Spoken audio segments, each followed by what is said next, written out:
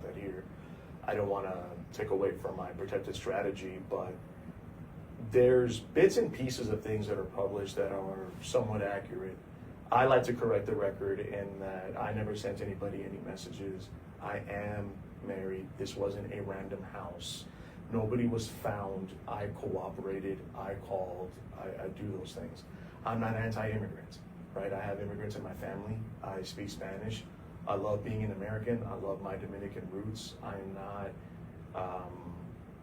of that cloth, right? I'm also the kind of person who considers himself practical, reasonable, and I don't understand how with these things that have been reported, why he was back in the country. So do you know how long he had been in the country illegally? Good question.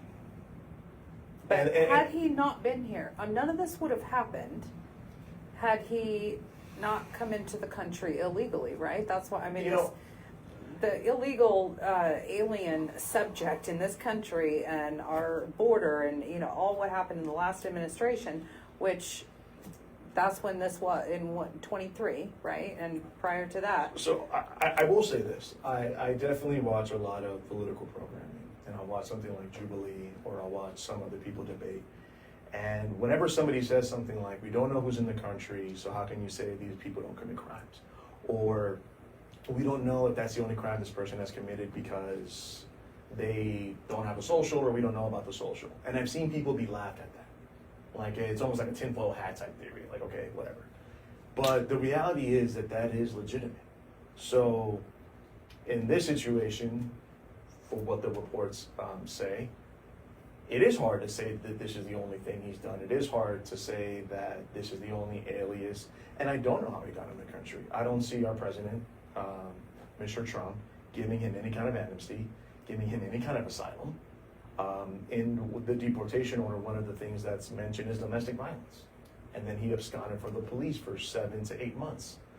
I mean, we've had the lowest net migration in the last 50 years. I just don't see this administration saying, let's get this guy in the pathway to citizenship. Let's get this guy his residency. And I would advocate that people should be very careful when they want to paint the idea of being skeptical about people's backgrounds in terms of if they really are them and if this is a real issue. I would caution them that you shouldn't brush that off. Oh, we know who he is. He was in jail. We have his information. You can have an alias. You can be deported and come back. And I've sometimes when I watch that, it just surprises me because of how easily that's brushed off. Oh, they did a study.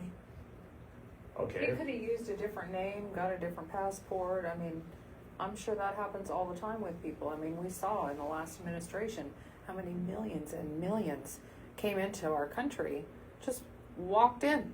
According to reports, he was on felony probation for hitting someone, either leaving them to die, just like Mr.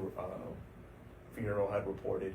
He was on felony probation and picked up domestic violence charges and was convicted of that, and then ran for 7 to 8 months, and then was reinstated back on probation.